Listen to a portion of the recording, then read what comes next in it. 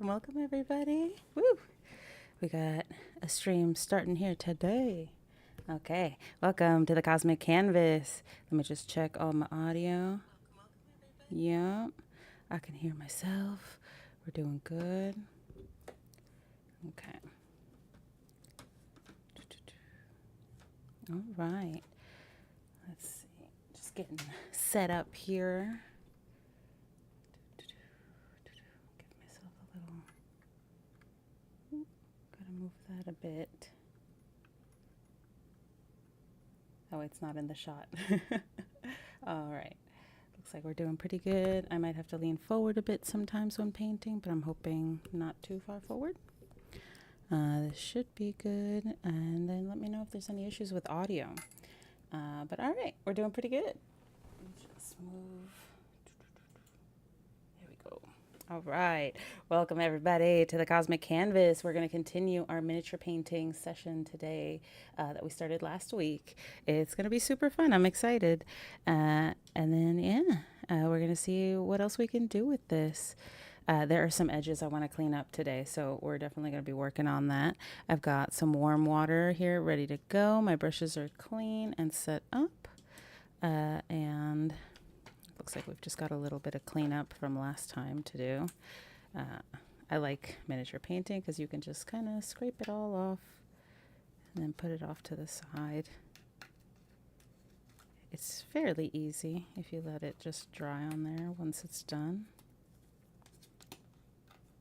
And I also, if I don't want to just sit here and do this all day, I also have a bunch of other palettes ready to go. Gonna move that over there. But I've got a bunch. There we go. All right. Got a clean one here. I've got my favorite brushes, and we are good to go. So we're going to continue our little tribal automaton today. I'm super excited just because he's looking real good. I'm liking the green, yellow, and brown looks on him. I think this is what's going to work. So we're just going to keep building on that today, building on that theme. If you have any suggestions for colors to add or little designs to add, I think that would be awesome. So let me know in the comments. All right, let's see. There were some lines I wanted to clean up. So I'm going to get some of my gunmetal gray here. And I'm just going to give it a good shake. You want to make sure when you're shaking, these that you're putting some effort behind them and you can actually hear the liquid inside sloshing around. That's how you know you're actually mixing them properly. Okay. And then I'm just going to put a dollop, not too much, just boop. Just a little blip. Okay. Let me just scooch this in a bit here. Okay. Gonna get some more of this warm water and I'm just gonna run it through. That breaks it up a little bit, mixes it into some. Gives us a nice even metal coating. And I just want to go in and clean up some of the lines that were not super clean last time, but I don't want to muddle what's going on. Hey, what's up, dude? How's it going? How you doing today? Whew, it's a nice relaxing Saturday, so I'm just painting some miniatures. Yep. Back to painting. I want to make sure I get this done before the next session, so I'm going to need to lean forward a bit so that I can see here. And I'm just cleaning up some of these lines so that it really looks like a shield. And every spot is differentiated properly. Okay. Oh, and I see spots too where some of the paint might have gone onto the metal and changed it up a bit. So I'm going to reapply some gunmetal there. That should fix any issues. Get some more warm water. I don't know, I just like warm water. I think it makes the brushes more pliant and does everything a little better. Okay. Whew. Yeah, thank you so much. I'm glad. Glad it's decent. Yeah, I'm excited to follow through. Frankly, these live streams are the only reason I can move through my through my pile of shame and get it all done. So it's a good excuse to get everything painted as soon as I can. So I'm going to be working through that pile of shame. This is the first one. Okay, I've got some really cool ones too. Like I've got some Fey mushrooms that I'm gonna put together. They look fantastic. I'll showcase them at the end of this, or at the end of this miniature painting. That way it'll like tease for the next one. Okay, let's see here. We've got the line work pretty well differentiated on the pauldrons. I just want them to look good because they're like the first thing you see here. And then I want to add some more color. Where would we go from here? I like the idea of some red in here. What do you guys think? What do you think? And then also, what kind of red? That's interesting. I've got some quick paints that I could add to the metal to add some color and dimension. I've got Fire Giant Orange, which would look cool, I think, and Blood Red. Let me see. Yeah, right? Let's try some Blood Red on here. And then I don't just have to use the quick paints. I can also use like a bolder red. And I just literally put like 1 drop on the palette so that I can just use that. And it goes a long way. And with the quick paints, you don't really have to use water. That's not necessary. What should be red? What should be red? Perhaps the hoses?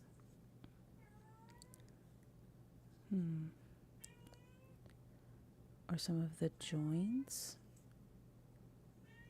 Let's see. Wonder what the hoses would look like if painted red. Ooh. Oh my gosh, they looks like they're actually transporting blood to them. Let's see here. That's an interesting color right there. Interesting red. Let's see.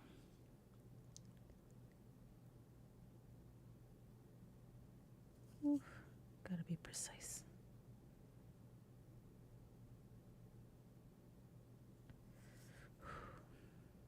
Almost can't breathe during these times. Gotta be very careful. Okay. Nice. Okay. I'm glad it looks good. Get some. It almost looks like it's infusing the construct with blood. Oof. I get Blade vibes. Oh, right. It helps, I think, that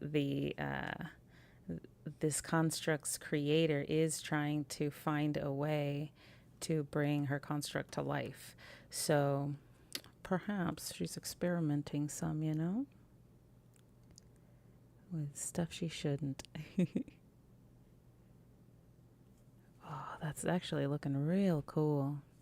I think the orange might have lent it more of a rusty look and more of an older look. So that might not have been the way to go, but I like this red. It certainly adds a pop of color.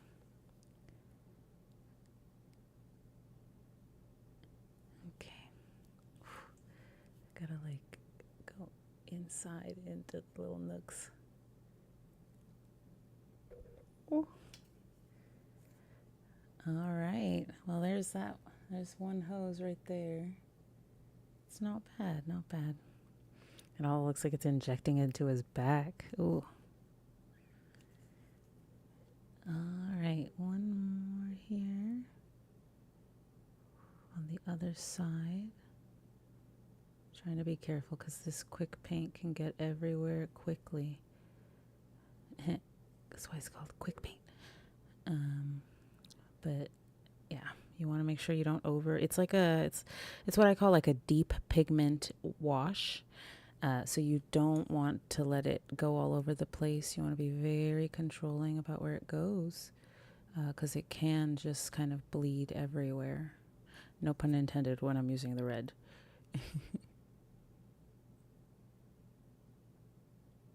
Okay. Ooh. Now I gotta do those little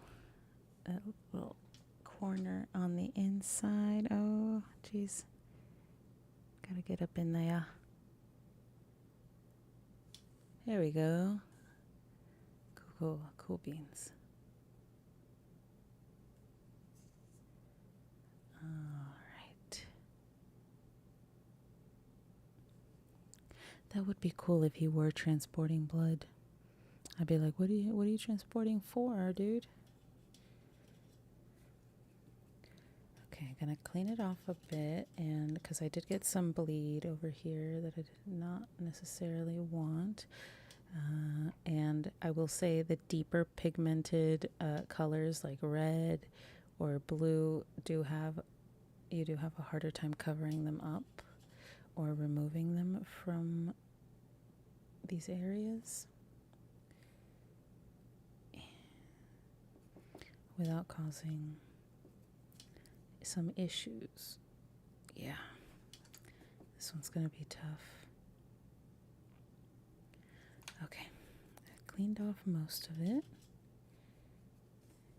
Brush is clean. Gonna get some metal and just line the edges here. Keep it nice and clean.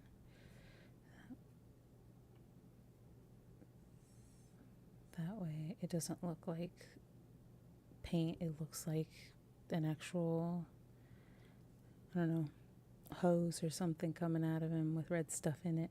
I wonder what. Okay. Get that back. Okay. Doing pretty good.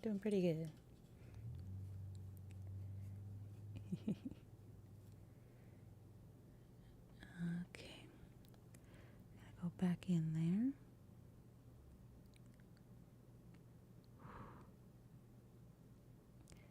I'm just lightly running the brush over the area. With the quick paints, you really just let it flow. That's why you want to be careful of putting too much on the brush and letting it go too far.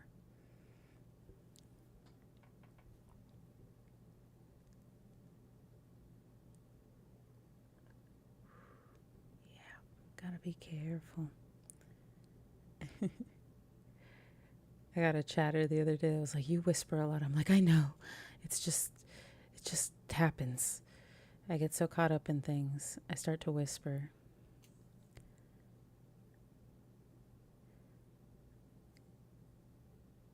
But I'm going to try to speak louder. Okay. Oof. Clean off the brush. Gotta make sure you don't have any leftover pigment because that can cause even more bleed to happen. Oh, gotta get a little warm water. Mix in some more metallic, and I'm just gonna clean things up over here.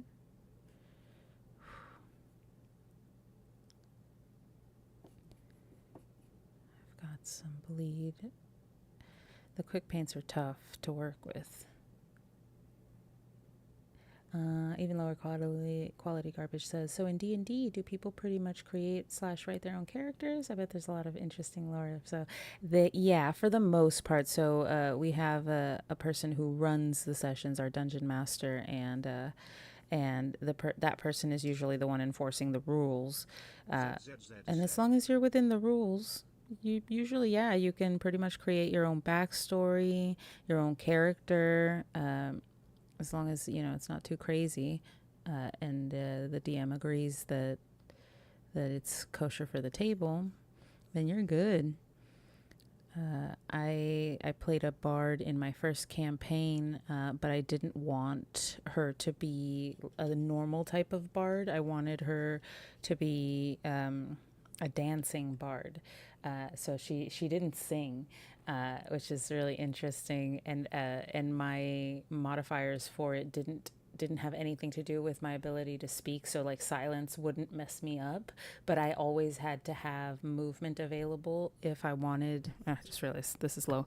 I always had to have movement available if I wanted to dance or do any of my special bard abilities. So that's like an interesting way to play a character that is different and unique in its own way, even though it's still playing into the like bard aspect or something. But yeah, you can pretty much set what you want. And for us, we're actually playing within our own homebrew world of Extraeus that my husband and I helped create, along with the help of our friends, especially our artist friend Entlink. She did some of the work for the art and stuff and helped us also set up some of the continents. So yeah, it was a really fun experience. We set up the world and then everybody got to create characters inside of it. And so now we've been in this campaign for like 2 years now, real world time, and we've barely scratched the surface. We have just made it to level 6. It's a long term campaign. It's going to be one of those epic campaigns from 0 to 20. I know a lot of DMs, a lot of dungeon masters insist on starting on level 3 just because it's more fun that way. Your players aren't as squish as they are when they're level 1. But I don't know. I like the idea of starting low and facing the dangers that come with adventuring. Yeah, low level adventurers die a bunch all the time. That's the nature of adventuring. So if your party ends up dying, then sorry, that's what happened. And I like it. I think it adds a level of realism to the game. It gives a sense of consequence to the game. So things matter.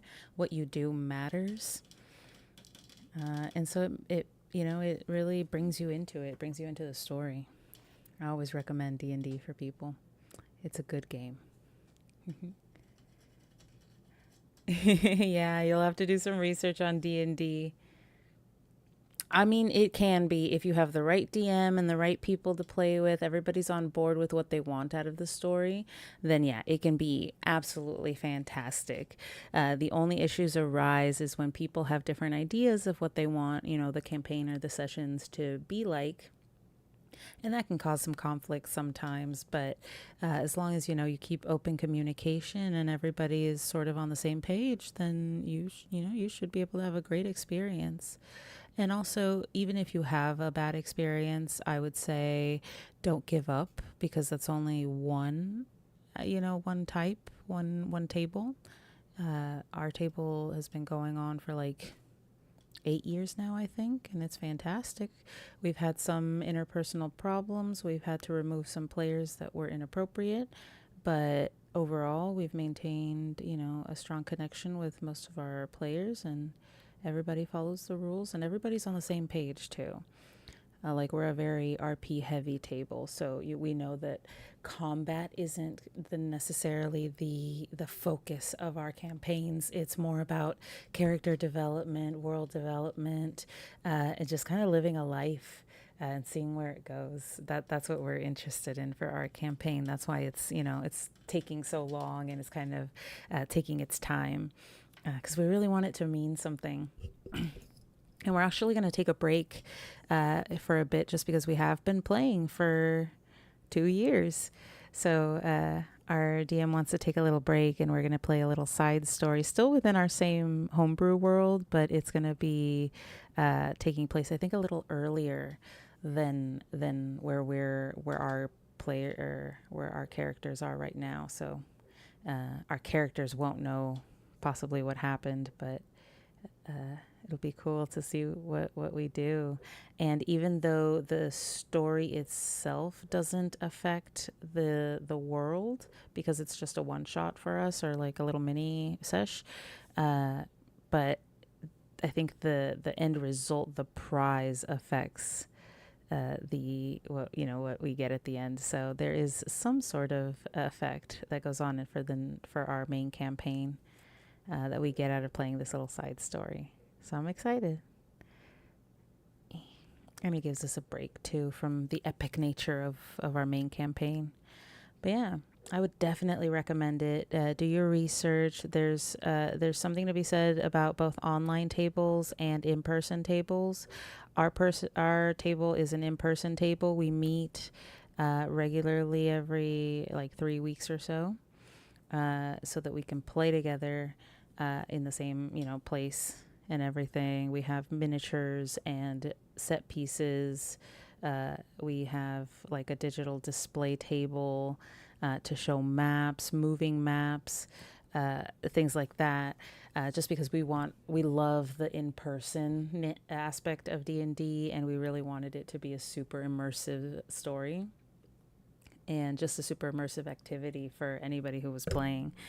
So yeah, we really like it, and I would definitely recommend it. Do some research, get out there.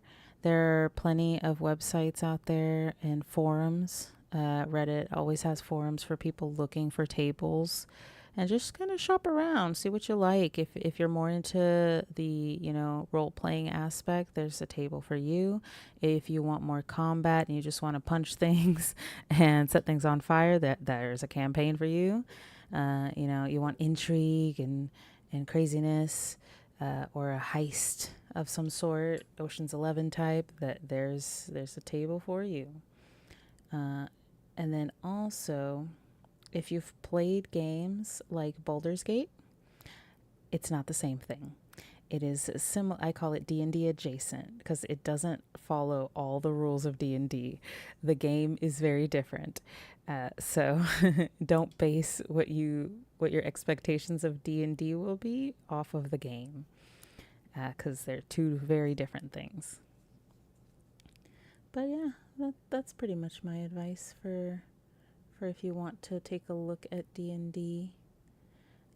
And if you check out our Couple of Nerds YouTube, we just came out with a video, or we're going to come out with a video talking about how you can use D&D as a way to inform your creative processes, whether it's art, writing, like creative writing, or just building on your own character for the campaign. It really helps when everyone's kind of working together and collaborating.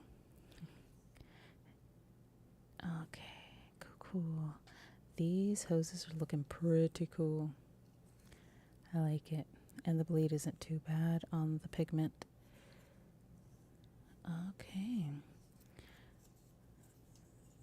But I feel like there could be more. Oh, there are hoses on the shoulders.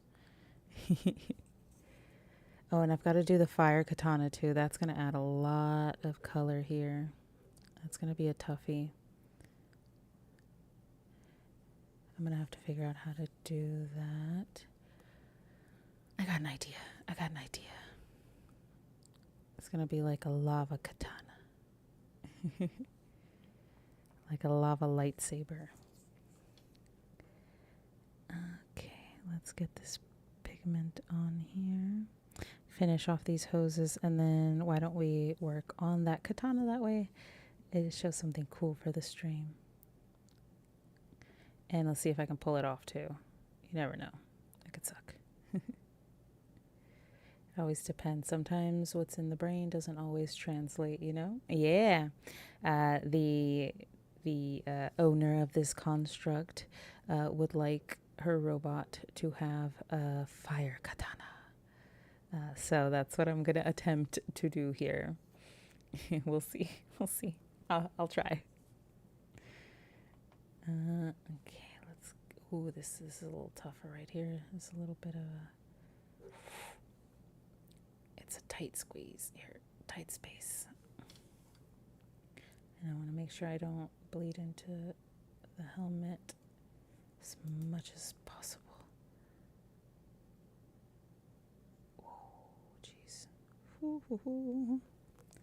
Da, da, da, da, da. Yeah, you can.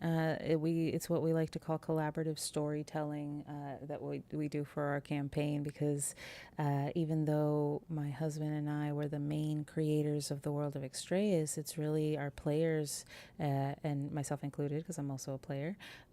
We're helping to flesh out the world of Extraeus because we also didn't come in with like a fully built world either. We built the shell, we built the like main basic history. And then we were like, let the players decide what happens next. How this world develops is going to be up to how the campaign goes. It's a fairly young world, so Nice to meet you. the I'm Stella. possibilities for it to, grow and change are huge. So I'm down. But yeah, we're going to make a lava katana. I'm excited. And that'll keep with the red theme of this and the yellow theme. So I like that. Okay, so what I'm going to do here is let's gather our colors first. Let's see. I like this angelic yellow for the yellow portion. But we're going to need red and we're going to need... Oh. I might also add some glow paint to this. We'll see where that goes. We'll see first how the fire turns out. If it turns out well, then we'll... oof, blades falling from the sky. If it turns out well, then we'll add the glow paint on there. Make it look even cooler. All right. Let's see here. I've got Vampire Garment Red. That's going to be a little too dark, I think, for the fire I'm going for. Crimson. That should work. I have a little bit left of that. I'm starting to run out of paint, which is rare for me. Oh, and then there is Dragon Fire Red. I kind of like that a little better. Let's do that. And then I need an orange, which we're going to use the Rust Monster Orange. Okay. Okay. There we go. Okay, let us see here. I'm going to go with a different brush. Let's go with this brush, and then we'll change back to that brush if we need to. Okay.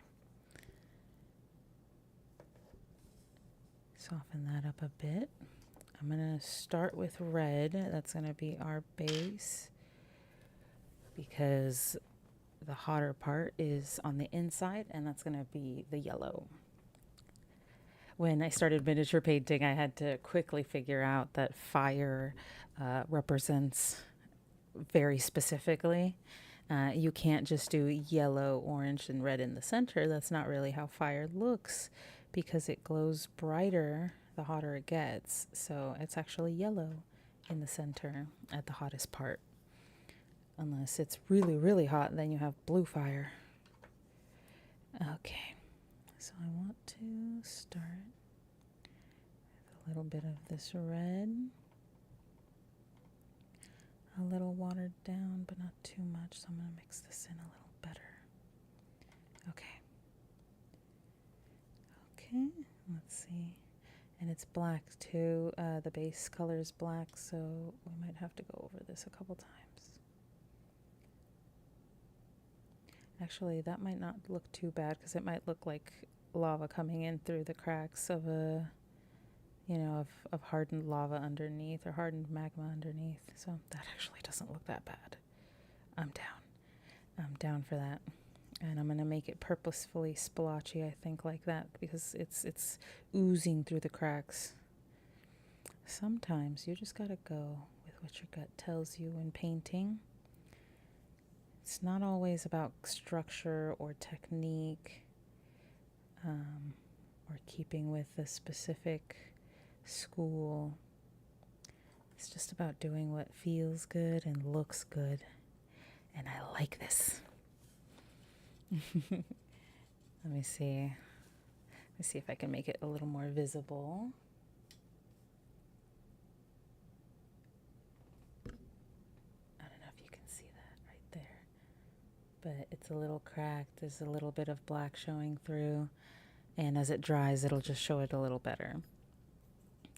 And next I'm gonna do some orange. I'm gonna switch actually. I'm gonna switch to the thinner paint.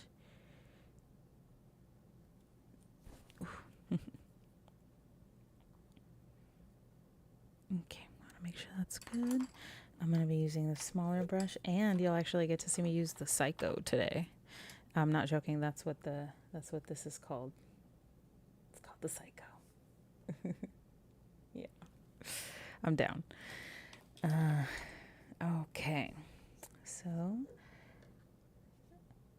it looks pretty good. The hoses are looking pretty good too now that they're drying, and we've got a little more color in there, which I am digging very much. Okay, let's see here. The back katana, I might want to do something for that too. Oh, thank you very much. That's the name. Yep. Yeah, I don't know what I want to do with the back. I might just color the sheath portion in a little bit of orange and a little bit of the fire newt orange. That might be good.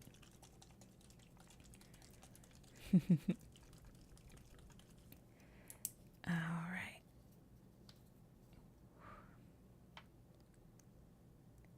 There we go.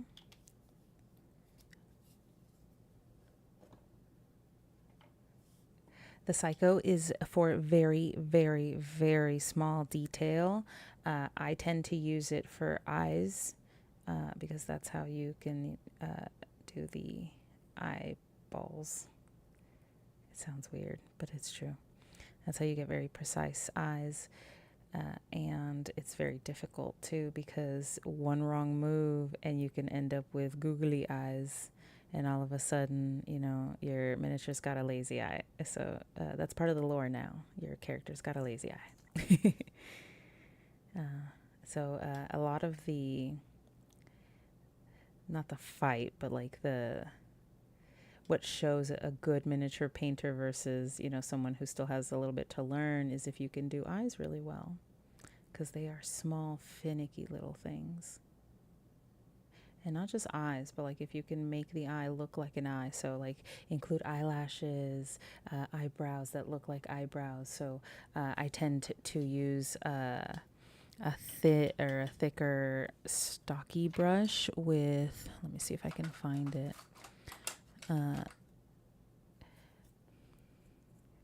So it's like this right here. I don't know if you can see it very well, but it's got a lot of jagged tips.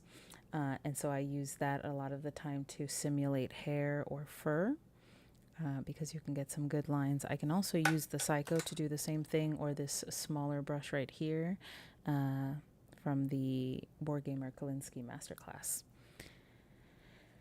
Okay. Looking pretty good. I like the orange on that katana sheath. And actually, I'm probably going to extend it over here as well, so that it breaks up a lot of that metallic gunmetal look. I want to be able to differentiate where the sheath begins and where the handle takes over and, you know, can pull out the sword.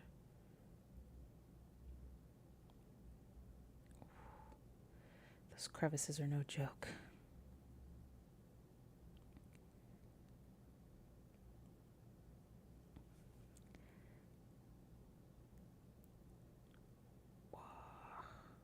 Okay. All right. Looks pretty good.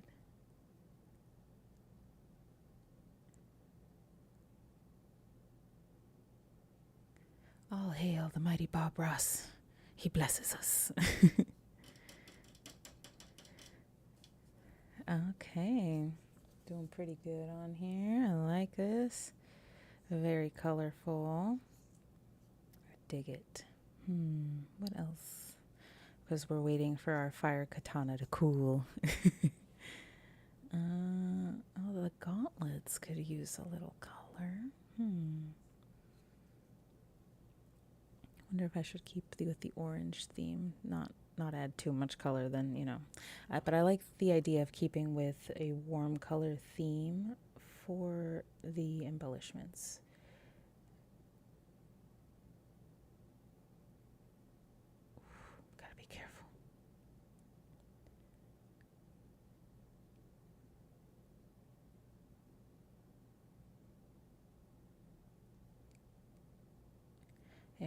There we go.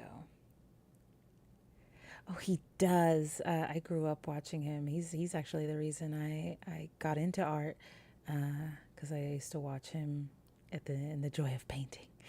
I still watch him every now and then on YouTube. Kind of sad he passed away, but he's always been my inspiration, my mentor. And I really appreciate his outlook on painting too, because the reason he makes it look easy is because he's not taking himself too seriously, right? He's just telling you to have fun with it and kind of let yourself follow the process. It's about relaxing while you paint, and that's what ends up,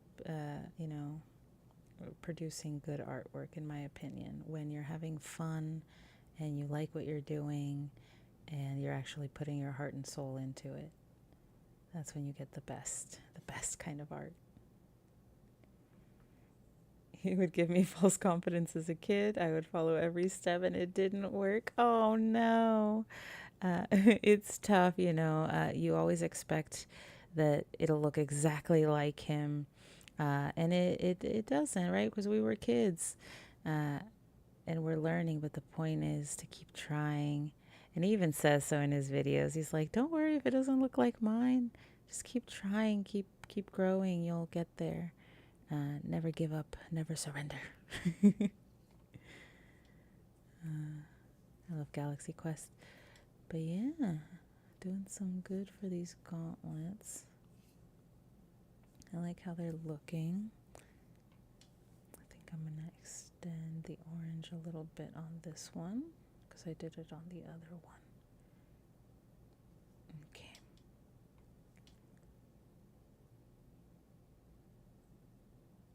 Okay, there we go. Oh, I might need to clean up a little bit of paint bleed over here. I always remember I learned how to paint flowers thanks to Bob Ross, and landscapes, just because of the way he would approach it.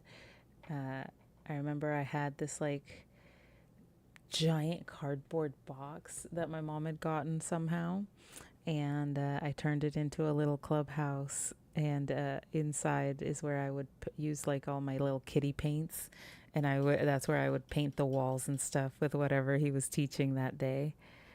So it's always brought fond memories. I like Bob Ross. He's like Mr. Rogers, right? Just a great guy who had a crazy life and who just wanted to bring joy to kids and just live his life.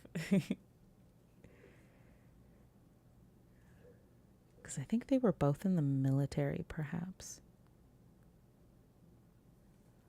I'm not sure.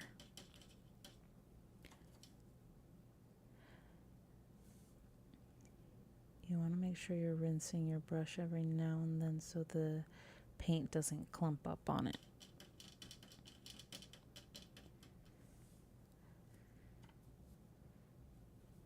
Okay, it's looking nice and bright. We're looking good here.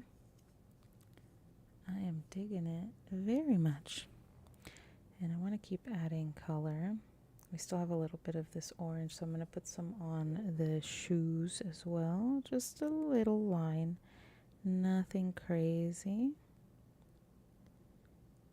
Just enough to add that pop that we want and draw your eye. Right? In the Air Force. Yeah, something. I thought he might have been in the military, but I'm not sure. And don't quote me on that because I wouldn't know for sure. I always remember when Mr. Rogers went before Congress to defend PBS and why it was so important. I learned a bunch of stuff on PBS. It was fantastic. Math and everything, all thanks to those TV shows. Art too, thanks to Mr. Bob Ross.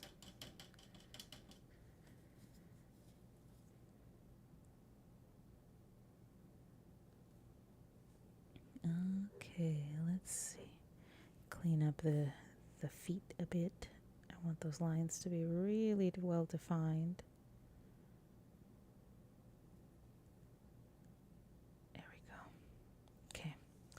Yep, just little pops of color, nothing too crazy. All right. Let me see. We might be ready to go on this katana. I think that's about all the color I'm gonna add to the main body, just because I don't want to make it too cluttered on there. But I might add a dark wash or a brown wash to some of the parts of the metal to make it look aged or dirtied a bit. That way it doesn't look like a just a brand new automaton that's super clean. Welcome, Miguel. Thank you, thank you. Look at that. Looking good. Thank you very much.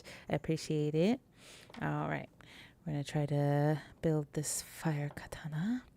Let's try Rust Monster Orange here. Got to give it a real good shake. Ooh, this might not have viable paint in it. We'll see. I don't feel much movement. Gotta go. Give it a good shake. Let's see. Does it give me anything? Oh, a little bit. Un poquito. Oh, I might be stuck. Let's see. Do I have? I normally have a little something to help me poke. Ooh. Falling minis. Oh, there we go. Whoa. Poke a hole in there. Little miniature, whatchamacallit, landscaping tools to add leaves and grass and stuff. This is and that's always what happens. There's like a stopper in it and then it all splooshes out. Damn. It sucks because I like this paint. I might apply it to another miniature just to use it properly, because I hate leaving it out like that. And then you want to give it a good mix too to get that orange we want. You know, I might add it to the miniature since there's already an orange touch on here. We might keep it going with the theming. Oh, and I can also add it to the base too, so I'm not too worried actually. It's not too terrible. All right. Okay. Now, I'm going to add an orange line to the center here.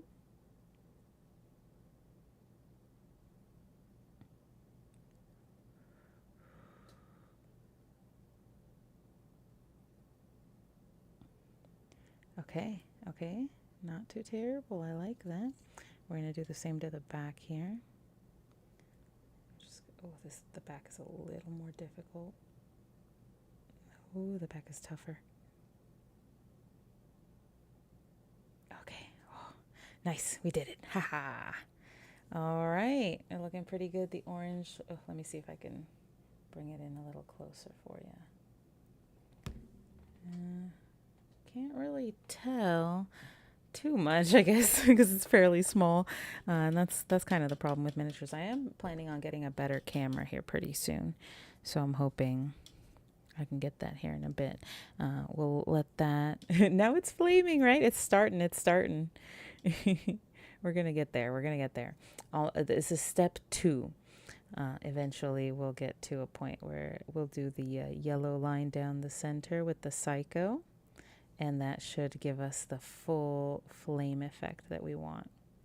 And I'm going to use a lot of this fire newt orange because I don't want it to go to waste. And I think we can add more pops of color on here that still keep with the color theme that we've chosen, which is just warm colors.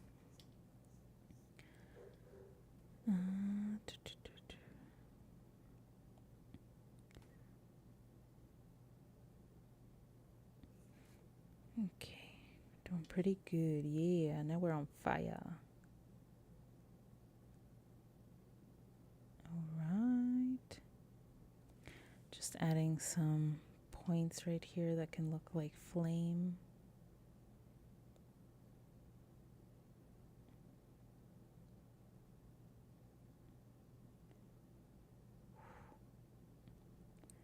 Okay. All right.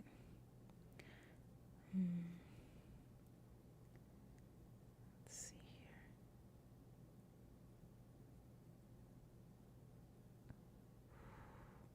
Little dotting right there, make it look more flame-like. I'm gonna add all the bolts. I'm gonna make them orange.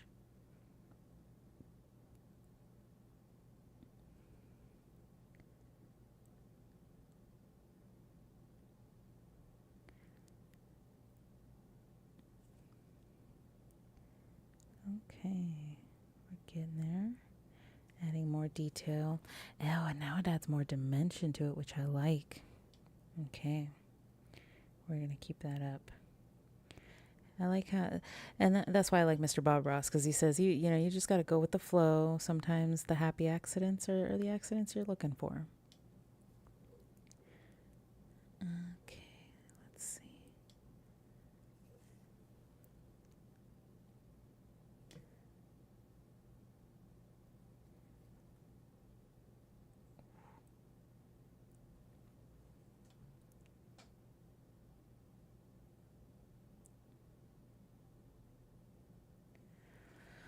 Oh, gotta be very precise with these.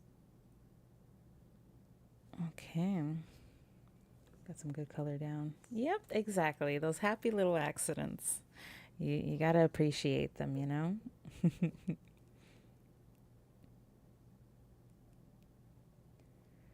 Oh, I know. His accidents always looked fantastic. They never looked like accidents. But I think that's the point, right? Like, even if they are accidents, make them look like they're deliberate. Go with the flow. Find out where the accidents take you.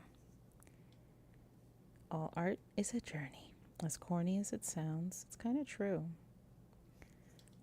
You can discover a lot about yourself through art and through creating art. It's cathartic, a little therapeutic. And I would just recommend it. My husband always likes to complain. I'm calling you out here.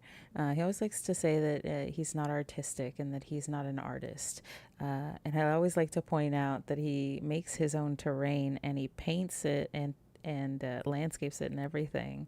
And I'm like, you're an artist. That's what artists do. And he's just like, nah. I'm like, yep, you're an artist. It's not about having like steady hands all the time or doing certain types of art. It's just about creation. All art is an act of creation.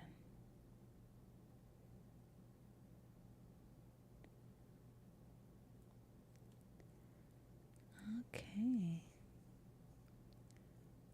Let's see here.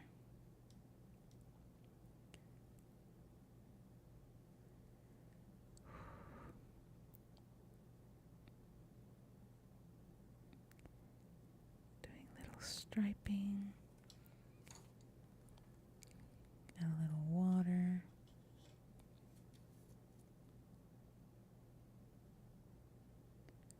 Okay. We got this. Okay. I'm gonna do some here on these. I don't know what they're called. Hip guards?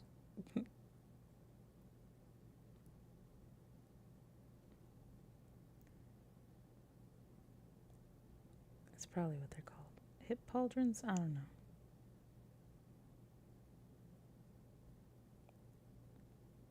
I should probably look it up as a historian. I should look it up. I should know this.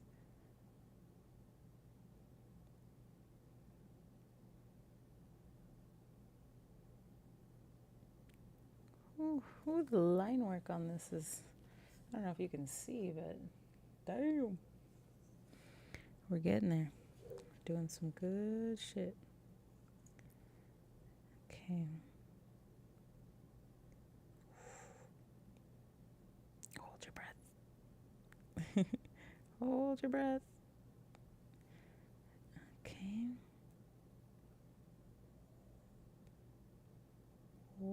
Oh, there we go. We're doing it. Oh, now I can breathe. All right.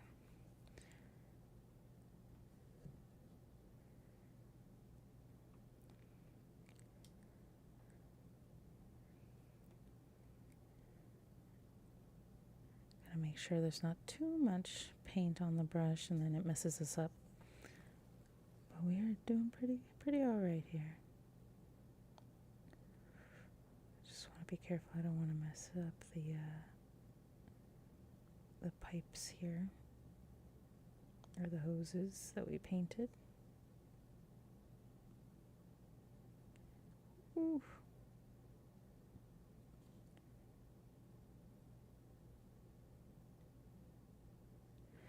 Okay. Damn. All right. Other side. Hit pauldrons does sound fitting. Falls or tassets? Okay. Good to know. I think tassets is the word I knew for it for sure. But I haven't been to college in a long time, so it's a lot I don't remember. A lot of blurred nights. Ooh.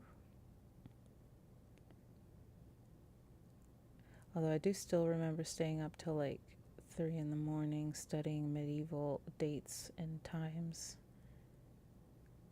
When the Pope declared war and when the Crusades did what.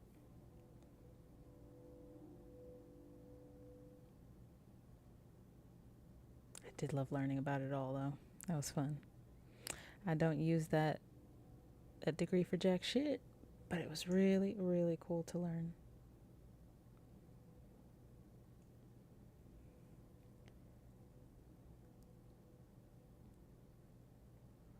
All right, we're keeping this line work clean.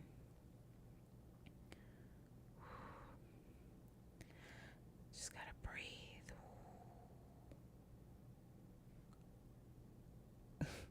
Like I'm having an anxiety attack or something. Just breathe. We got this. Okay. Doing pretty good.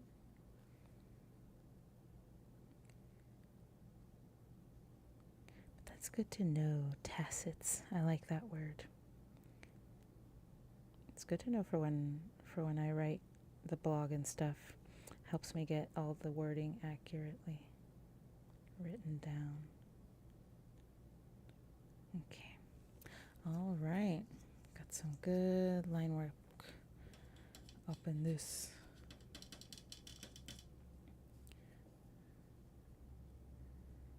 Little water.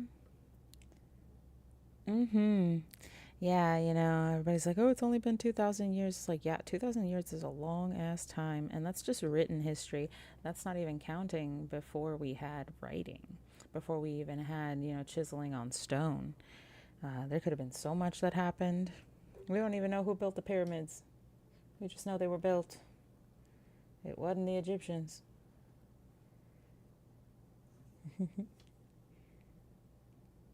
Yeah.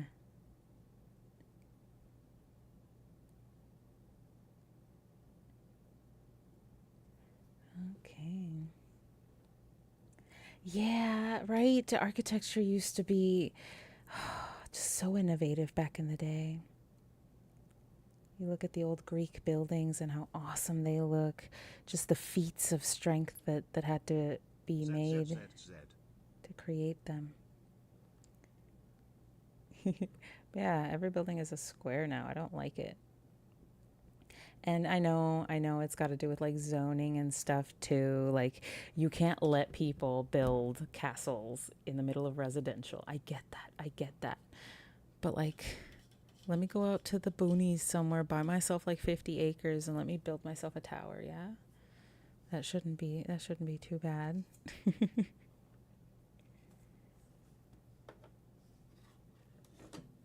see here.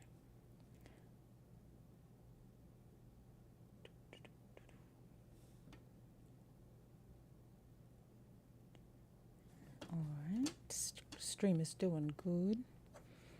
Okay, we might be able to move on now to that middle line, the dreaded middle line, with our angelic yellow here. Give it a good shake. Make sure you can feel it, feel the paint moving there. Yeah. All right. That's pretty good. I'm just gonna do a little dollop. I don't want to run a repeat of the rust orange. Oof, of the rust monster orange. Okay, time for the psycho. I mean, you can't even see the brush part. It's so tiny. You can barely see it. So small. So dip it in our warm water, even though it's like almost nothing. And then dip it lightly. I just kind of run it through the paint so it gathers what it needs. And then we're gonna do a line from the base. We're just gonna extend it all the way through. Do that all. Okay. You can just keep running it through the paint, getting little by little. I wouldn't worry too much about having constant paint or like a large amount of paint on there so that it stays. You can just pick up where you left off and keep it moving to the edge here. Doing pretty good. I like how this is looking so far. What do you think? It's like a little noticeable. And I'm going to do the back here too. This is going to be considerably tougher.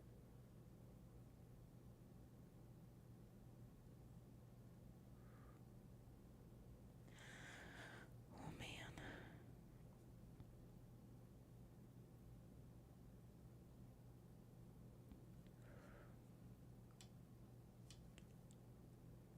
And I just kind of let my hand drag the brush over it, and just let your hand do the guiding. Don't try to send the brush somewhere, if that makes sense.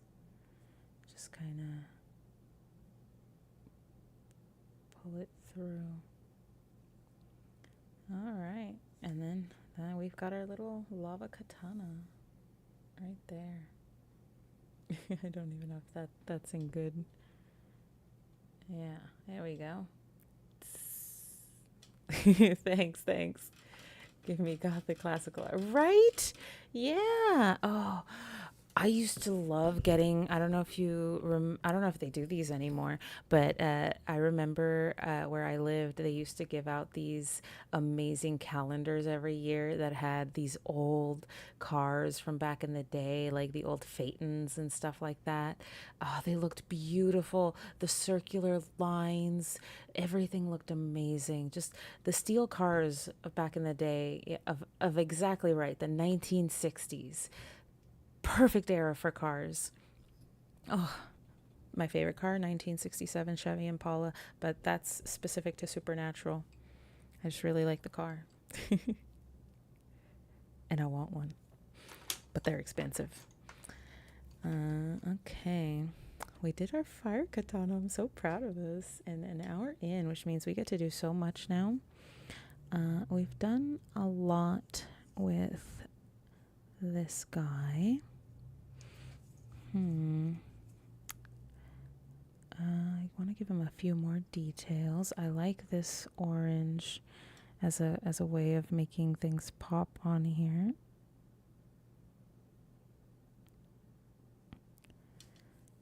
Okay. And a way to break up all of that metallic look as well.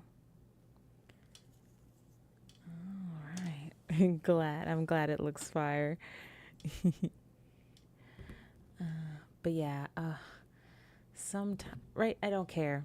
I always liked in the original Despicable Me, Groot's house amongst everybody else's that looked all colorful. That's the exact kind of house I want. I want to be the crazy old lady at the end of the lane in the black house that everybody thinks is a witch. You whippersnappers, I'll get you one day. Okay. I have an idea. I have an idea. Oh, I have an idea for the pauldrons. Let me look up some references real quick here. For oh, I have an idea.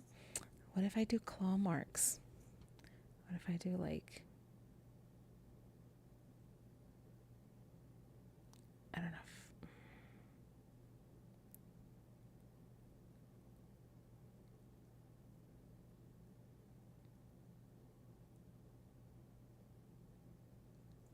I don't know if that looks. I don't know if that looks good. Kind of thought about claw marks. I thought that might look pretty cool. I'll have to make them a little more defined though.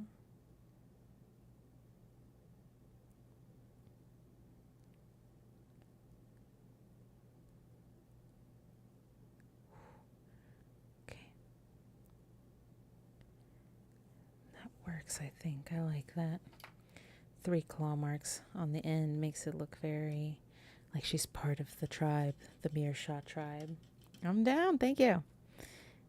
I'm glad they look good. Sometimes you gotta experiment. Gotta go with the happy accidents.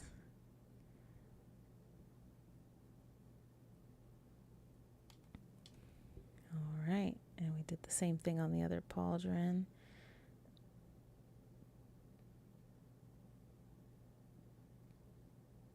All right. Oh, I like that so much. I feel like definitely Drexla just went ham with the war paint and was like, I'm going to deck my whole construct out. All right. Maybe some red in here. I wonder if that'll look good.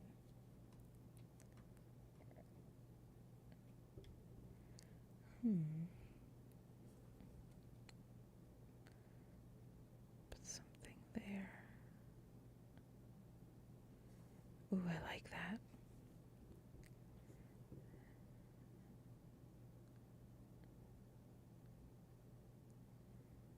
Cool.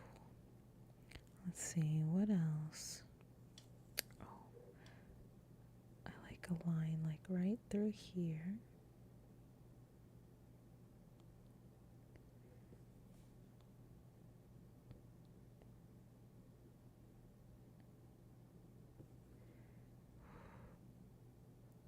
Okay. Oh, I like that. Not bad.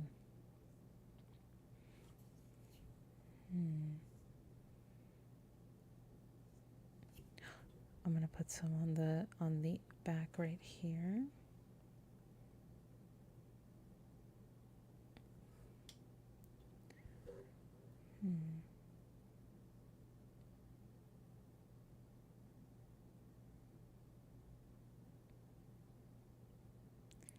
Make it look like the edges are burning or something.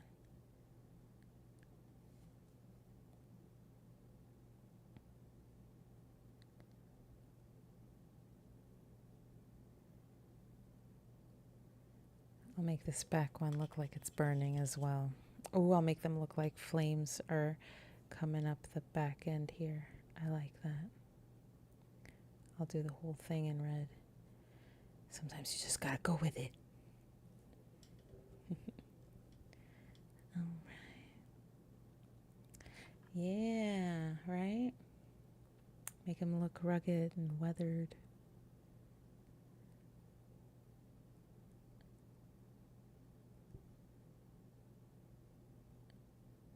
Okay.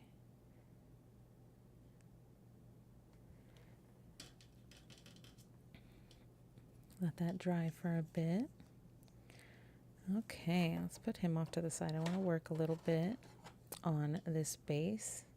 It looks pretty cool, but I want to differentiate some colors on it for things like the piping. I want to do the orange piping. I think that would look best.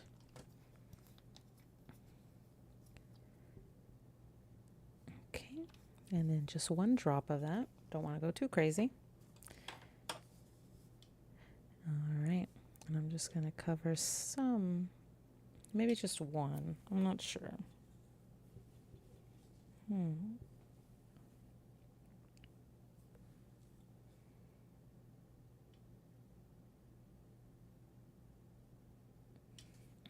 Oh, that actually looks really cool. Almost oily. Yeah, like there's lubricant or something on it.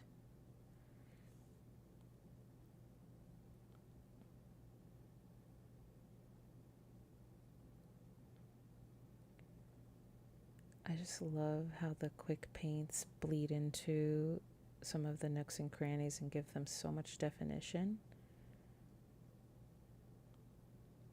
Oh, perfect.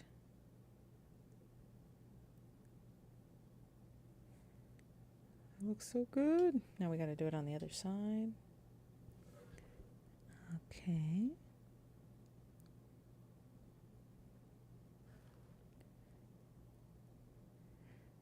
For the stand, not sure. I feel like he's just standing in a field of, I don't know, a junkyard? Maybe it's where he was created. Yeah, maybe this is Drexla's workshop. And she's got like a very steampunky kind of theme. So this is actually working out pretty well with that theme.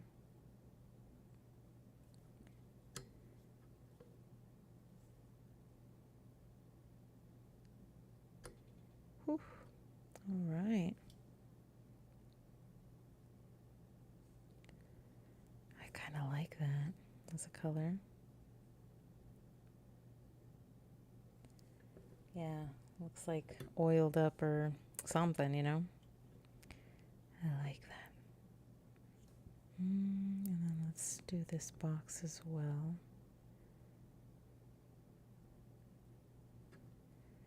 It kind of looks like they're rusting too.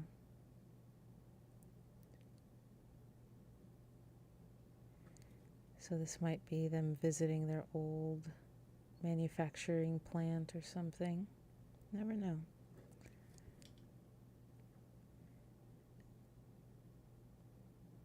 I know his name is Mark, or at least that's his designation.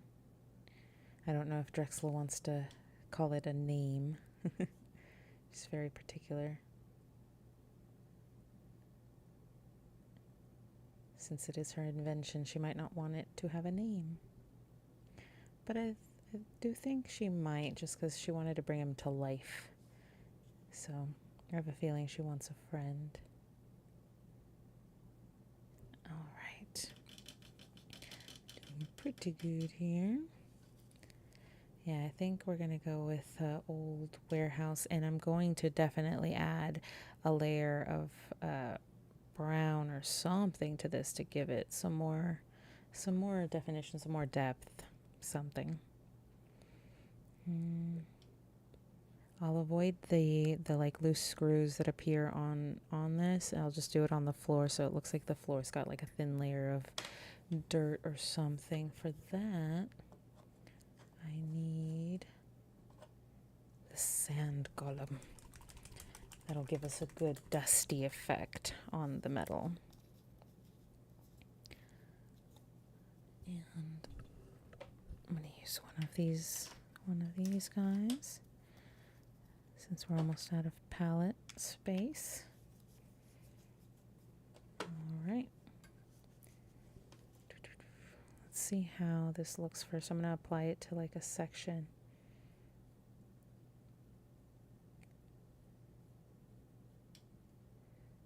Interesting.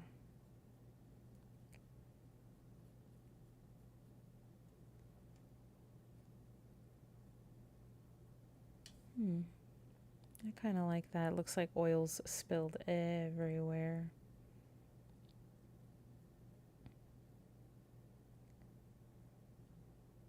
I can come back to and repaint the screws in the more gunmetal look.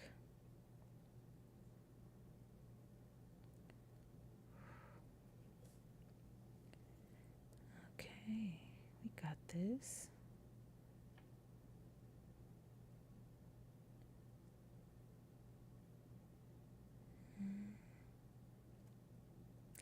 Yeah, I think we're gonna go with steampunk, sort of a mechanic shop kind of theme.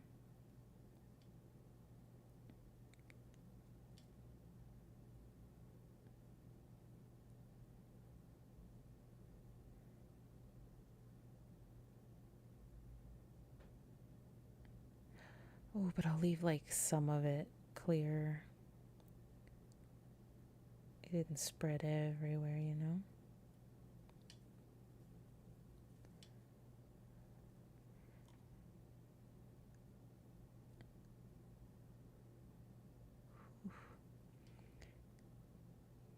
Gotta make sure we get these edges. All right.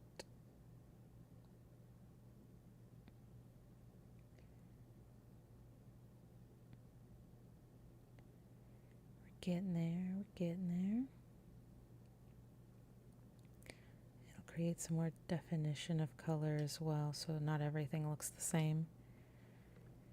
Thank you. I appreciate it.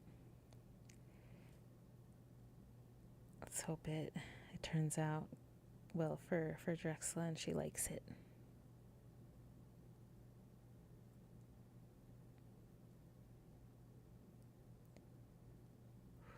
All right, there we go. Let's see, I'm going to try to edge around this guy here.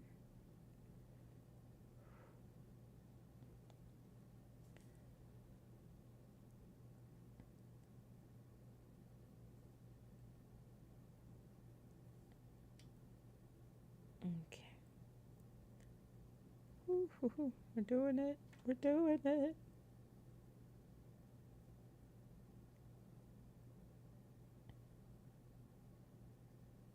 All right.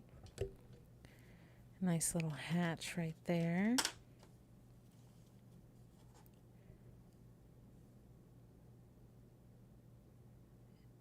Spread that out a bit. I like that. Gives it a nice weathered look, but there's still some newness to it. There's some areas that have clearly been kept clean, or some newer drops into the location. So like the screws, you know, they were just recently dropped there, perhaps. I want to define them a little better. Bring back some of their color here.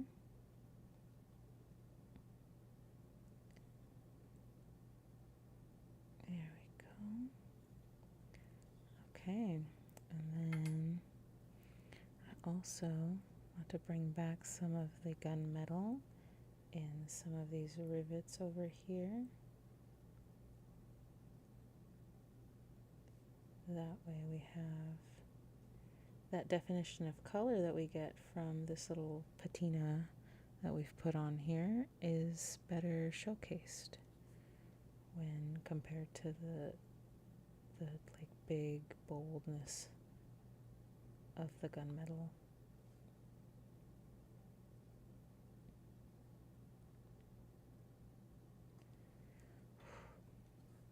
Okay.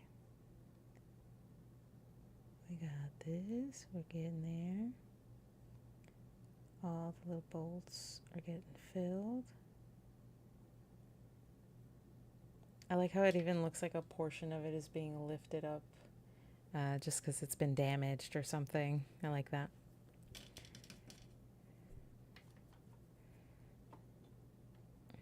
Okay.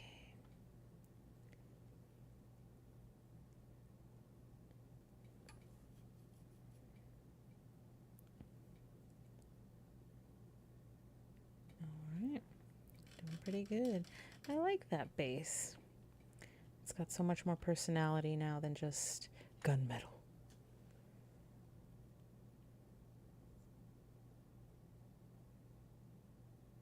All right. ZZZZ.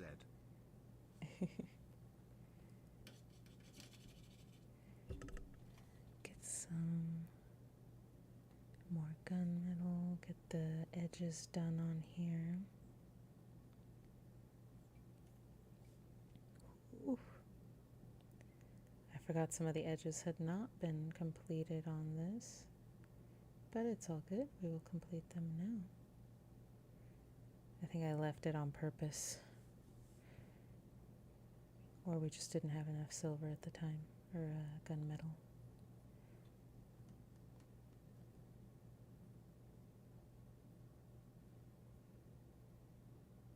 Yeah, right. The heat has been slightly scorching the ground here. I like that. I'm very much down for that little backstory.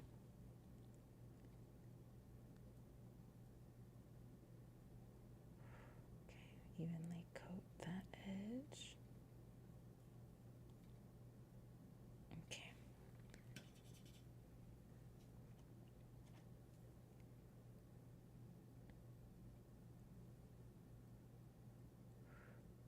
Gotta make it smooth.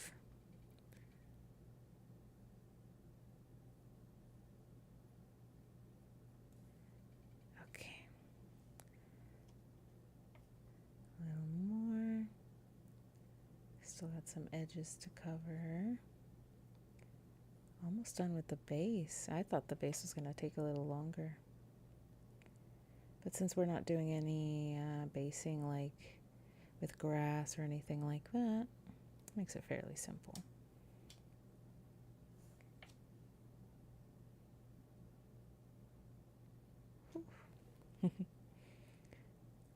Okay, and then just a little bit of the edges left to do. I might add some more of the gunmetal. All right, just a little dollop more. Don't want to use too much because I love this paint.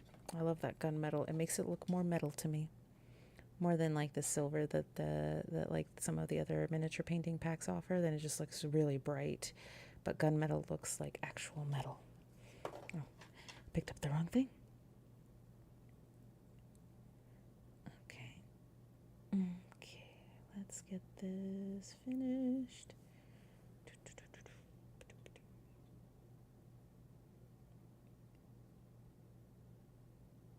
Nice and smooth.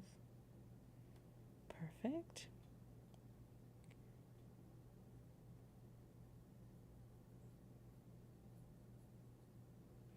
All right.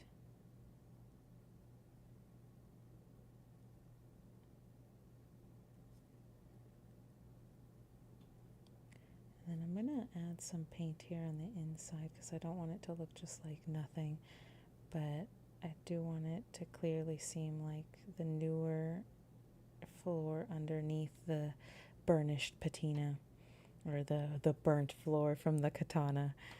All right. Looks pretty cool and pretty simple. I don't want to muddle it too much and then it looks kind of you know? Okay. I think we're doing pretty good on this. Oh, that's right. We're working on the back. I forgot about that. And we're going to add some orange here. So we're going to make it look like a fire is creeping up the back of this automaton. Fire and blood run this thing.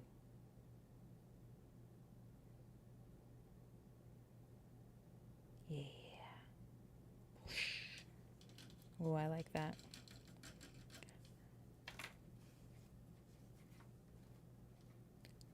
Okay, I'm not looking too bad here. I'm going to go back in here.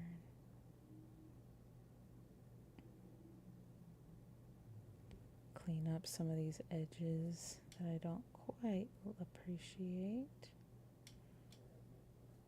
But it's all good.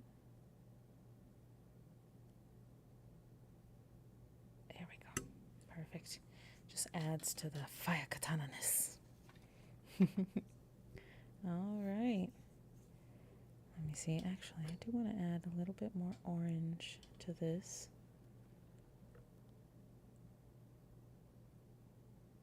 On just the edges here.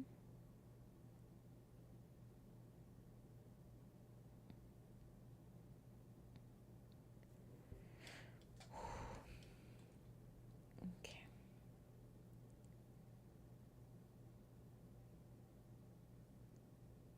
All right. Okay, I like that.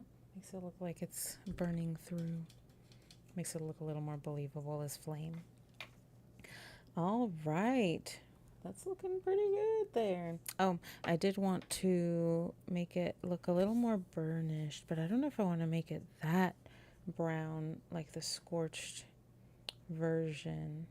I might leave it like this for now just because I imagine Drexel would keep it pretty clean. She wouldn't let it get too dirty unless we were in combat or something. And I can always come back later and like mess it up a bit, make it look a little dirty, you know. Let's see. I could add more details. I really like this orange. And what I want to do is do little lines. Ooh. Oh, you probably won't even be able to tell in the video. But I'm adding tiny little lines. I don't know if you can see on the little loincloth portion. You can like barely see them. Yeah. I will get a better camera eventually. But I'm going to do the same thing to the back here.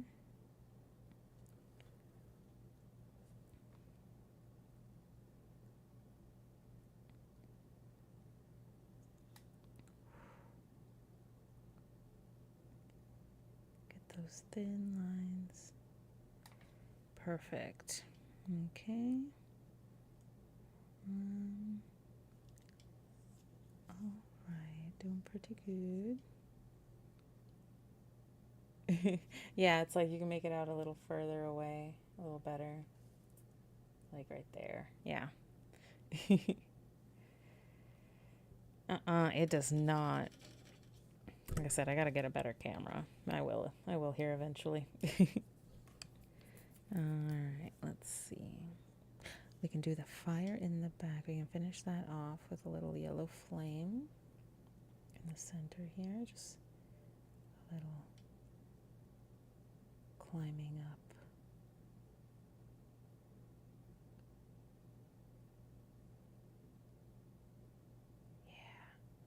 Make it look like actual flame. There we go. Going up the edge there. And I'll put little streaks of orange in here. Make it look like the fire's breaking up a bit. Oh, and I touched this little section. There we go. Make it back silver. Okay. All right. Doing pretty good. I like the way this is looking. I want to add a little more red, I think. Just a little more to keep it that fire theme. Give the paint a good shake. Okay. And a little dollop again. Whew, I think I've had these paints for at least over 5 years. So they've lasted quite a while. A little goes a long way with these. Let's see, where else would I like to add? Just like maybe a line.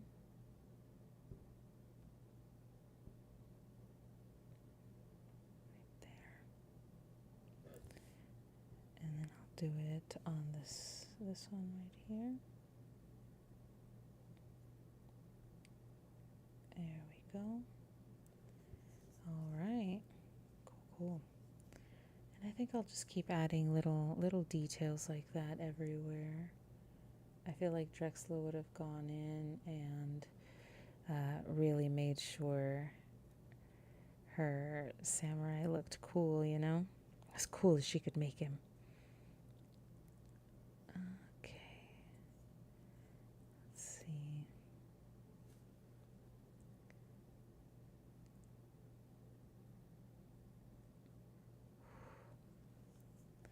Just little tiny details.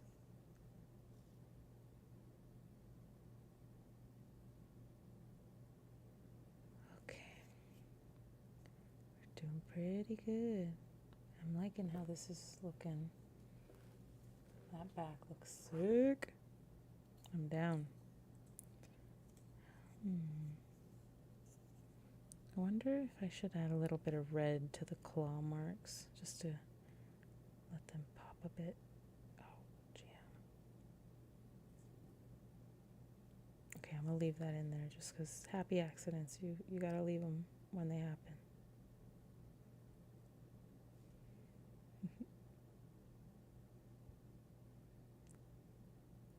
Okay.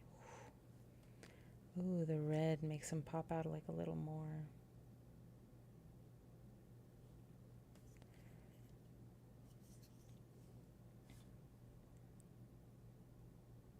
I'm gonna have to do the same red dot on here that I accidentally put on the other one, but I'll do the claw marks.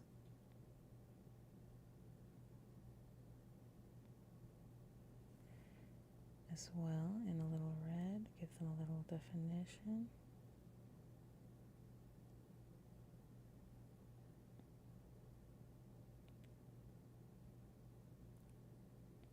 Okay.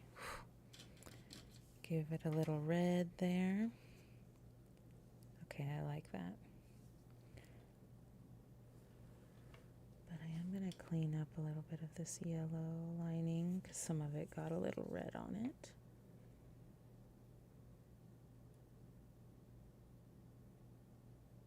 There we go.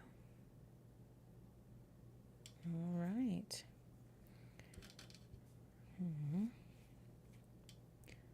And then here I want to do a little red line to define this edge.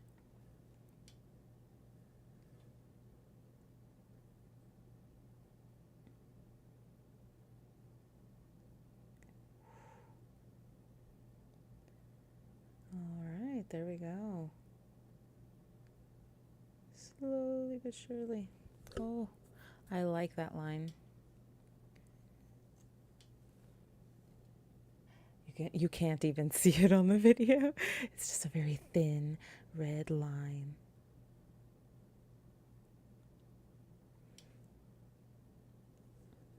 But I think it adds a lot of definition.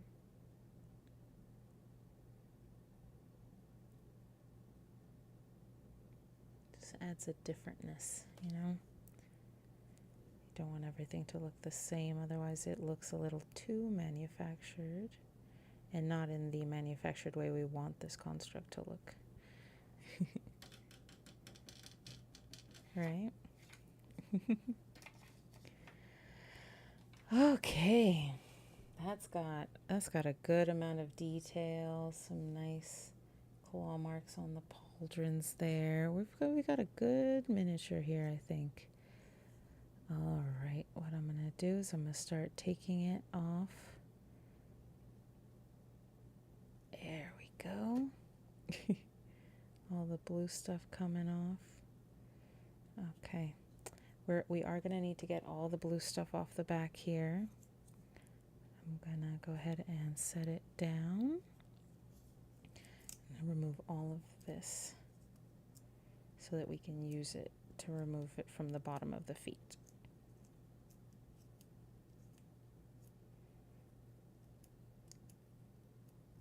And I love this museum putty stuff. It helps keep everything where I need it when I'm painting. Whew. Okay.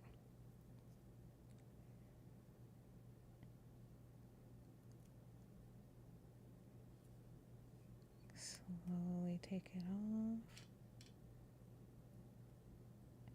Because I don't want to rip off the paint on accident, you know?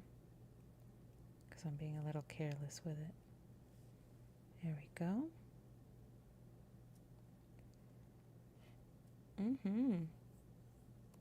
Yeah, right? Trick is you gotta let it set a bit. It doesn't harden, but it just, I don't know, it sets like a little bit once you let it sit for a moment after you've set the miniature in it.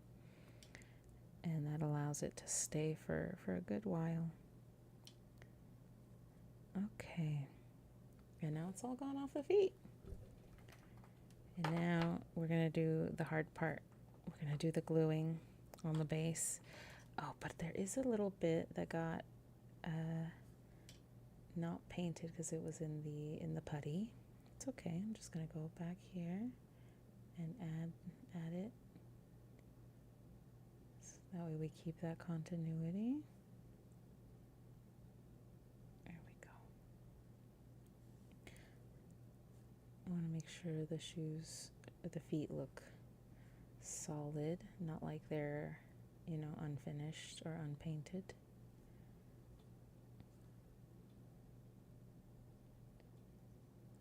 Okay, doing pretty good. All right. Okay, let's see. I think this is my super glue Gorilla Glue. I don't know if I have. No. Let's see. That might not have any in it. Nope, that might be all dried and gone. Do I have anything else? Let me see. I might have some behind my rake over here.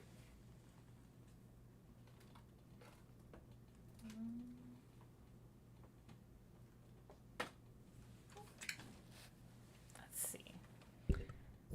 Okay, I've got this brush. I like this stuff. Let me see. There we go.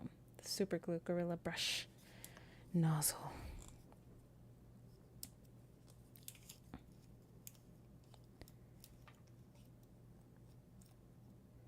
Oh, well, that came off. Boo. Do I not have Gorilla Glue anymore? Okay. Well, we might have to wait then until I can go buy some more glue and get this put up here. But this is what it looks like. And this is where it's eventually going to sit when I glue it down. The best brand of glue. Hell yeah. I just need to go out and get a little bit more. But eventually this is what it'll... Ah! See? And that's why we need glue. That's why we need glue. But eventually that's what it'll look like. There we go. Ah! I'm just going to stop now. I'm going to set it down. Set it and forget it. I'm so glad it came out great. I hope that Drexla's owner likes it as well. I'm going to put him off to the side here.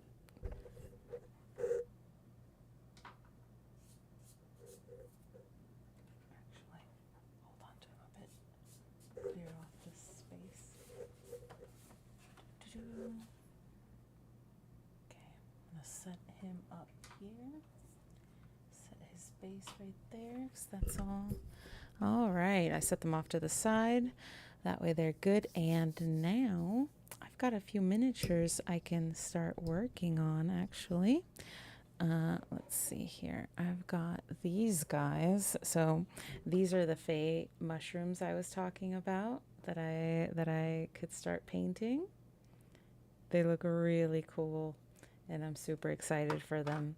And then there's also this guy right here with some other varieties of mushroom. So that's cool. So I've got these two.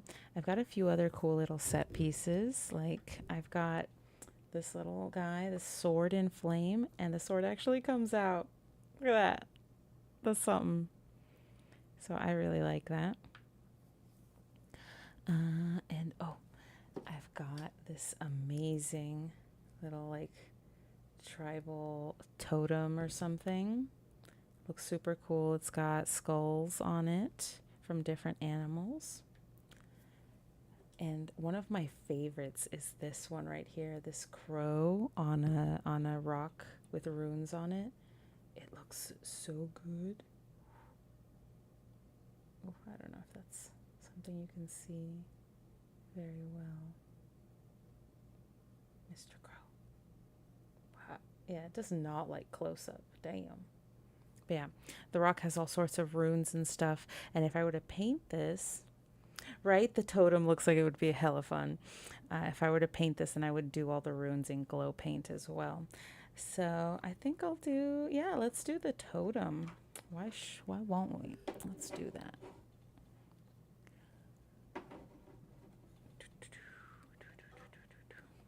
We can at least get started on it, right?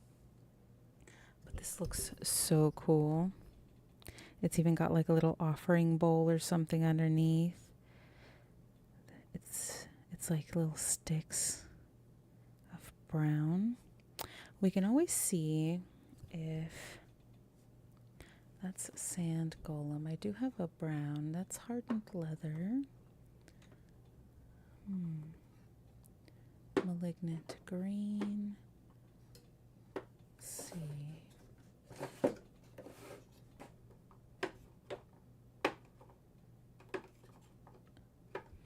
That might be the brown I have, the hardened leather. All right, let's see what these quick paints would look like on the gray. I've used them on white primed miniatures before, but the gray I think tends to be a little tougher to get definition with the quick paints on. But let's find out. Let's try these happy little accidents. Let me see. Okay. It's not too shabby. It gives it a darker look to the wood.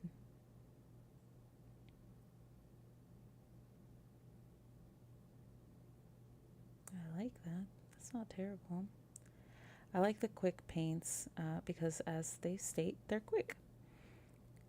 So when I want to paint miniatures on the fly, super, if I need them that day or something, then I can just quickly put them together and I don't have to worry about the detail not being there or definition not being there, which is the bigger deal.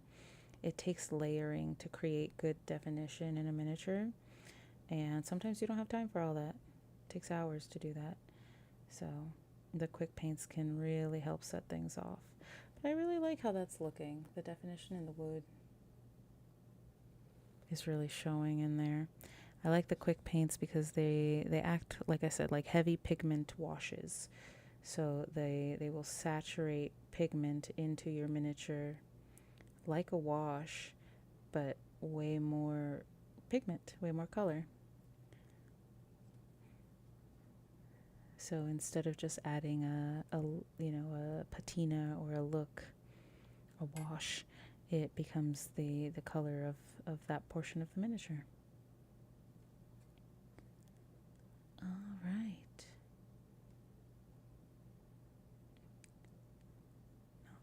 Not bad. I was just looking to experiment with that, but we can actually probably put this on a painting foundation. We can actually probably put it on here.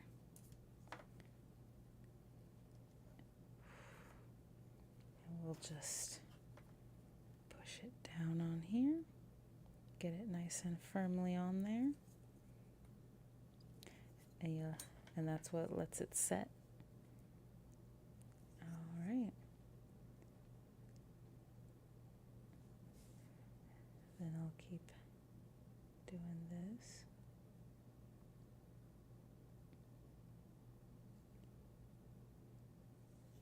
All right, doing good.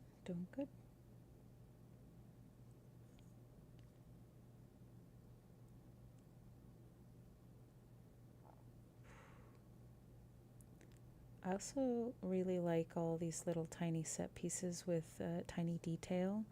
I think it just really helps bring a scene together. Like if you're in a village and you see this, you know you're in some sort of tribe, I'm right? hungry. You know you're visiting something special, possibly even sacred. Who knows?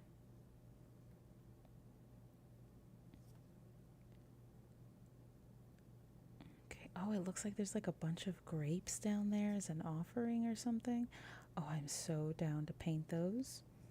They are gonna look so cool.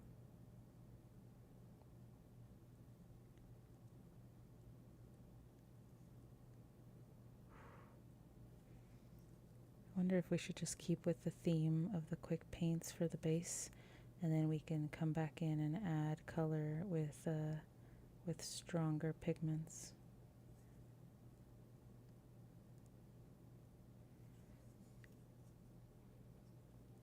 What kind of offering would be in the bowl? Would it be wine? Would it be blood? Would it be milk? Honey? What kind of totem? What kind of god does this totem belong to, you know? Yeah, right. I might make it blood then. Blood and grapes? Does that sound scary enough?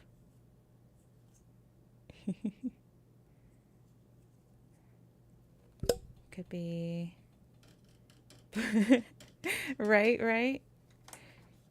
I like Fallout. It's a good game. It's a good game. Huh. Let's see. Do I have a purple of the quick paints? I thought I did. Yes, I do. There we go. Hive Dweller purple. Shake it up. Shake it up. Woohoo. Okay. Oh, that should be plenty for the little grapes. All right. Let's see how this will do. Oh, that looks so cool. And when it dries, it's going to look even better, I think. Just got to make sure to leave the definition in there. Yep. There we go.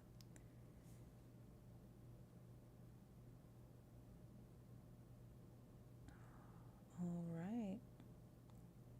Doing pretty good here. Grapes are looking delicious. Blood and grapes for the win. Absolutely.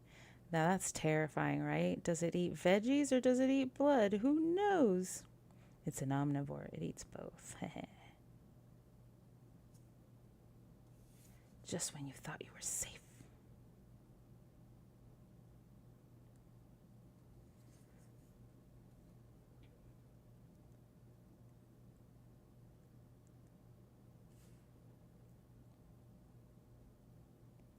Whew. All right. Getting these grapes defined and making sure I don't bleed too much out of where the grapes are. That way we don't lose definition of them. And then it's just like a blob of weirdness on the floor, you know?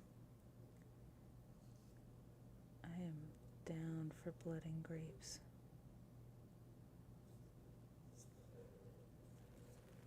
Let's see. Oof, these crevices are tough.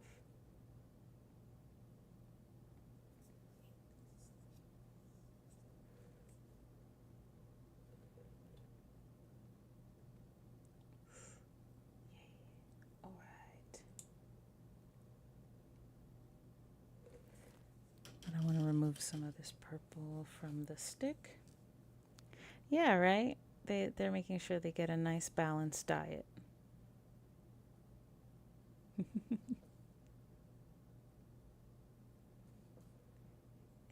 It's for heart health.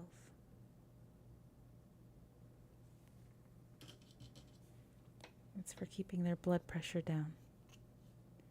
Oh, I like those grapes. Nice dark grapes. Fitting for this dark place.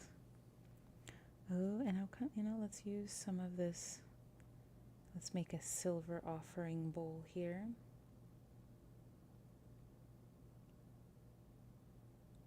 I think I have a blood paint effect that is going to look really cool in here.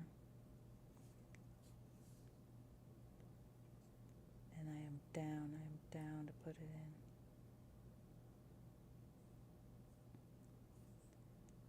All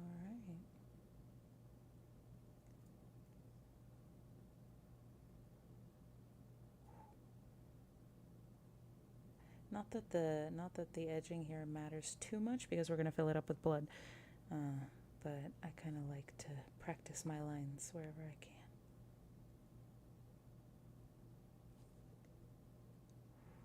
Okay. All right, make that silver bowl. Silver offering bowl. Oof, what kind of god is this?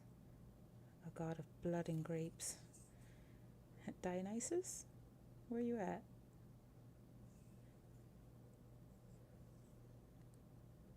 Gonna have us a bacchanal. Dionysus was my favorite of the Greek gods. He just did not give a F. Ever. Okay, we've got a nice little silver offering bowl. Oh, where's my blood effects paint? Where'd I put that? Let's see. I have it around here somewhere. Brown wash, moldy wash, Durgar metal.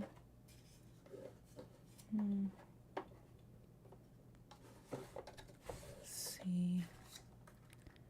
Glistening blood.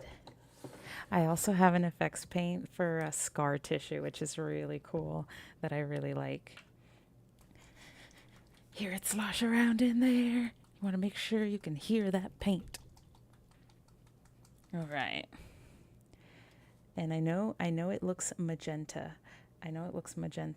But it does not dry that way. Okay. It dries like glistening blood. It's crazy. So it looks magenta right now. And it stays looking that way for a bit after I put it down. But once it starts drying, I like to joke and say once it starts oxidizing, then it turns blood red.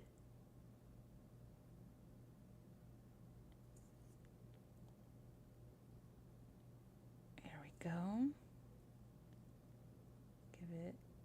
Give it a full big coating there. And as you can see, it looks pink. It doesn't really look red, so we're going to give it a moment. And I'm actually going to fill it up here so it looks like it's full, full of blood. I'm going to make it like coming over the edge here, and then I'm going to drip. Actually, I probably should have painted the floor first. I do have a gray speed paint for cobblestone. We'll put that in real quick.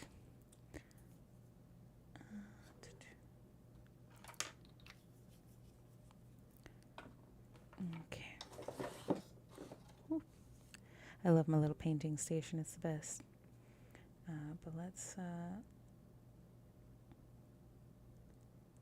do our floor here. And I don't really ever care if I put paint on my museum putty. It goes away or it cracks off. Okay.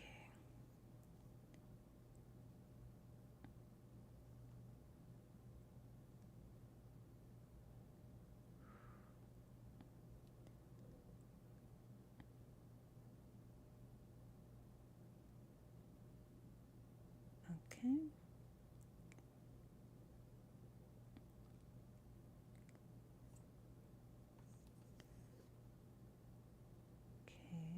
Just gonna finish off the floor here, and then we can finish off our effects paint once it dries. But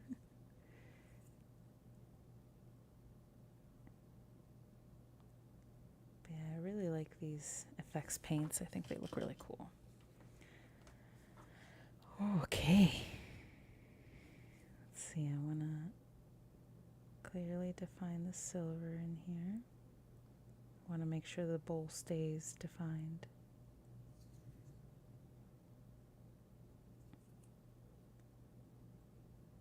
Okay.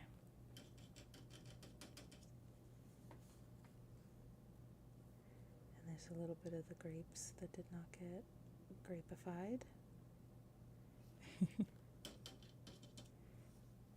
Okay. And then now we get to add our effects paint overflowing across the bowl. And then overflowing across the rock as well. And so that should dry here in a bit. I want to make sure I leave a good amount in there. Make it look like a bowl actually overflowing with blood. All right. Got some good there. For the bone, there's an actual quick paint called Pallid Bone, which is dope, and I love that. So what I'm going to do is I'm going to do all the basing in this. And then we can go back in with full pigments and define all the like line work and stuff. All right, got some Pallid Bone.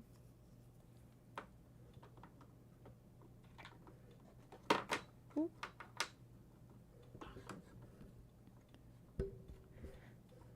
Okay.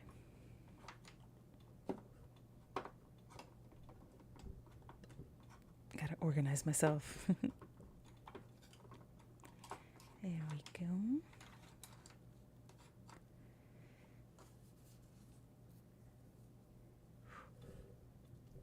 Okay. Let's see. That's my Pallid Bone right there.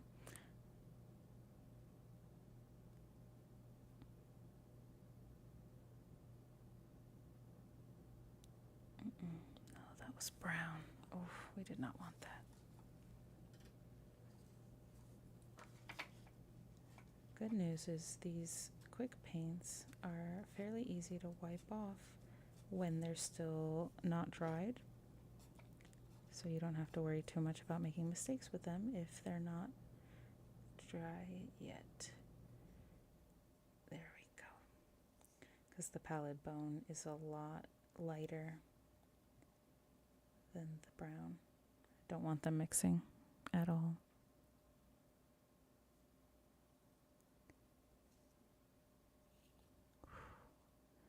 And I just want to cover it all. It gives it that nice aged look of a bone that's been on that stick for a while.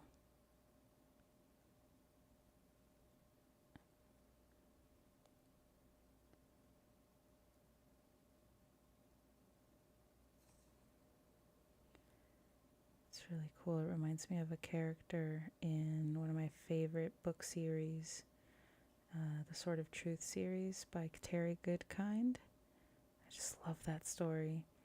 And there's a woman in there called the Bone Woman. She's a sorceress who uses the bones of various animals to do her sorcery. It's pretty cool. She wasn't evil. She was just trying to live her life. And people thought she was weird because she used bones.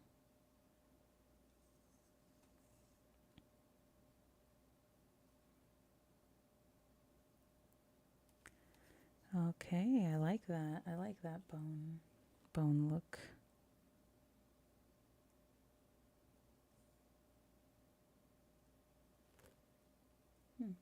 Not too terrible-ish. I might go back in and actually paint it a little lighter. That might be a little too dark. Or I might leave one dark and do one in a lighter bone. I have an actual bone pigment called skeleton bone, so I can use that too.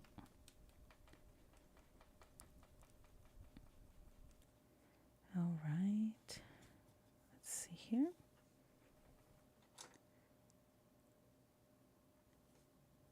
go.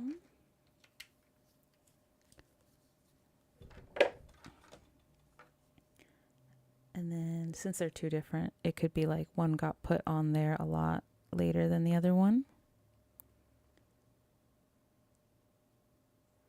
And you do want to use water to thin out the bone look so that it's smooth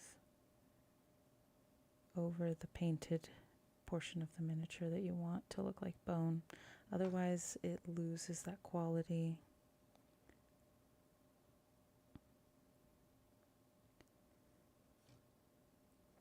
But even then, it would just look like a malformed bone. You would just lose the shape of the skull you wanted or you had. Okay, let's see.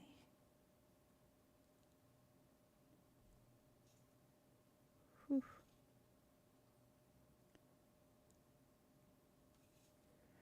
Gotta make sure to add water every now and then. For these, it's better if you're more watery than not, because you can always add more layers of paint to make it look more pigmented, but you can never take off paint unless once it dries, you know, unless it's still wet, you really can't take it off. And even sometimes the super pigmented paints are very hard to remove even when they're not dry. All right, it's doing pretty good here.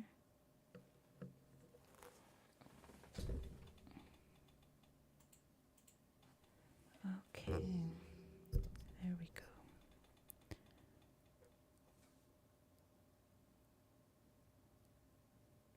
And I'll go in and I'll add shadows in the inner sockets of the skull and stuff to define it better.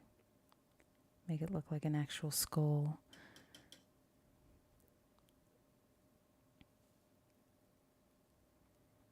Okay, doing pretty good here. Almost uncovering up the whole thing. And that's pretty good for the skull. And now we've got two different kinds of looks here, which is nice. Yeah. And what I'm gonna do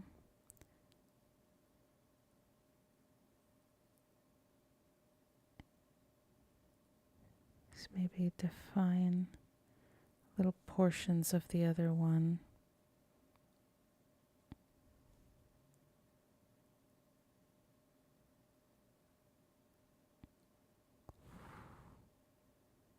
All right.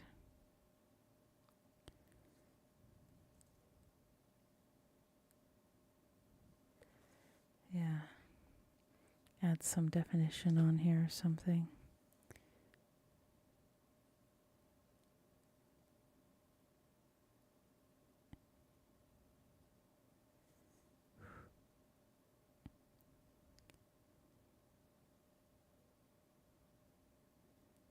Okay.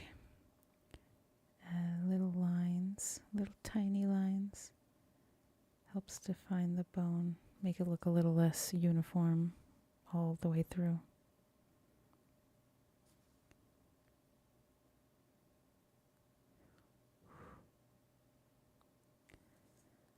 Okay, not terrible. Not terrible looking.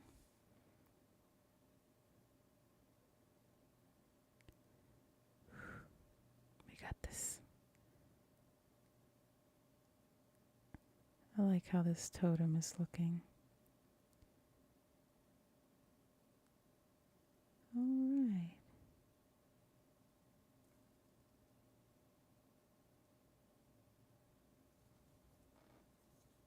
Cool, cool, cool. And we might just keep on going and defining her a little more.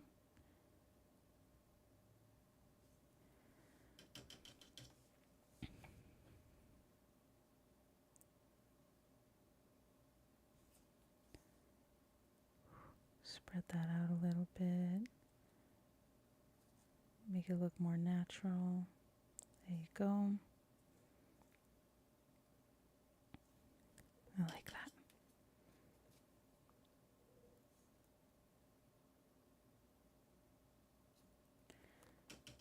All right. Well, this is looking all good. And look, if you look, the effects paint no longer looks magenta anymore. It actually looks red, which is so crazy.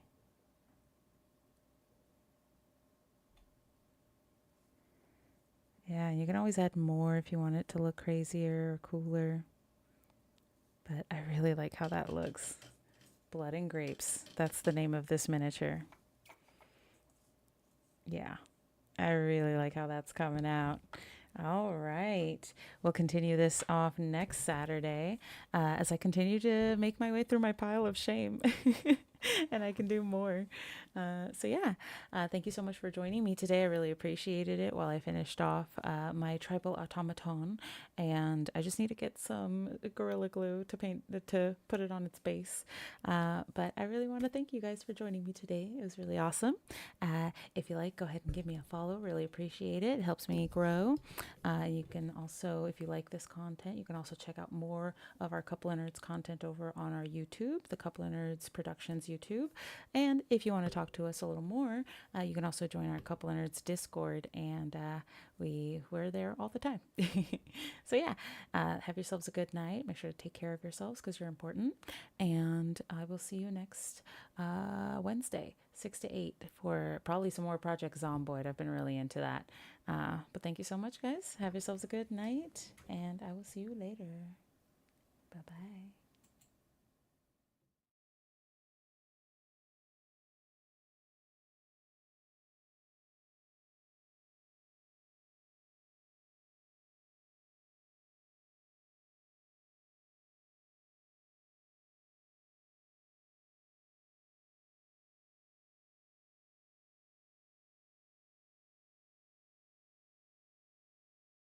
Hope everyone enjoys it here. Please follow the stream.